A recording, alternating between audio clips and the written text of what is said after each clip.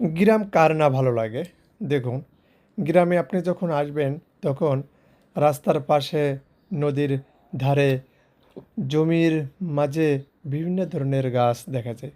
আর রাস্তার পাশেই অসংখ্য তাল গাছ আছে, আর এই তাল গাছ থেকে সুমিষ্ট রস পাওয়া যায়। তাল গাছে ওঠার জন্য লম্বা বাঁশের প্রয়োজন উপযুক্ত। আর তাল গাছে ওঠার সময় অবশ্যই মনোযোগ দিয়ে উঠতে হবে। 19-20 হলেই যে কোনো সময় দুর্ঘটনা ঘটতে পারে। আর গ্রাম বাংলার রাস্তার পাশে সারি সারিবদ্ধভাবে অনেক তাল গাছ থাকে। এছাড়াও বিভিন্ন জমিতেও তাল গাছ দেখা যায়। আমাদের বর্তমান প্রজন্ম জানেই না তাল গাছ থেকে সুমিষ্ট রস পাওয়া যায়। আর এই রস থেকে সুমিষ্ট গুড় ও পাটালি তৈরি করা হয়।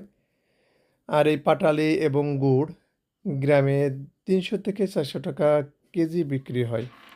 এছাড়াও তালের সুমিষ্ট রস প্রতিটা ভাঁড়, প্রতিটা ঠিলা 220 টাকা থেকে 230 টাকাও বিক্রি করে।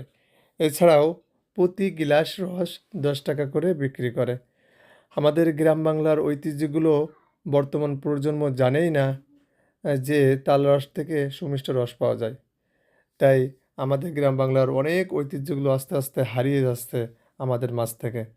তাই গ্রামের কিছু সংখ্যক পরিবার আছে, কিছু সংখ্যক হতদরিদ্র পরিবার আছে, তারা এখনও এই ঐতিহ্যগুলোকে এখনও টিকিয়ে রেখেছে। হাজার সালাম সেই সকল প্রিয় মানুষদের যে এখনও এই ঐতিহ্যগুলো ধরে রেখেছে।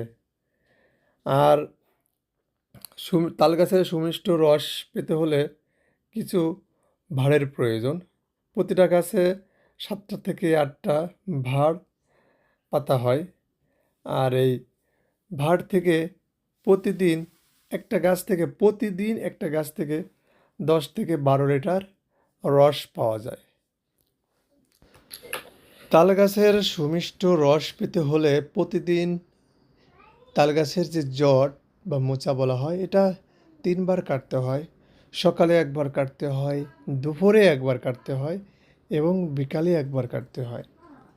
বিশেষ করে যে গাছিরা তাল গাছ কাটেন তারা খুবই পরিশ্রমী হয়ে থাকে, কেননা এই তাল গাছে ওঠার সময় অনেক সাবধানের সাথে উঠতে হয়। আর খুব গ্রাম বাংলায় অনেক তাল গাছ দেখা যায়, যে তাল গাছগুলো রাস্তার সাইডে সারিবদ্ধভাবে দাঁড়িয়ে থাকে। তাল গাছ যখন গাছেরা কাটে, দেখবেন অনেক পশু পাখি আসে তালের রস খাওয়ার জন্য। এটাও একটা ভালো কাজ, কেননা আল্লাহ তাআলা বলেছেন যে পশু পাখি খেলে সেটা সদকায়ে জারিয়া হিসেবে গণ্য হয়। তাই ধন্যবাদ গাছীদেরকে যে এরকম একটা সুন্দর একটা কাজ করার জন্য।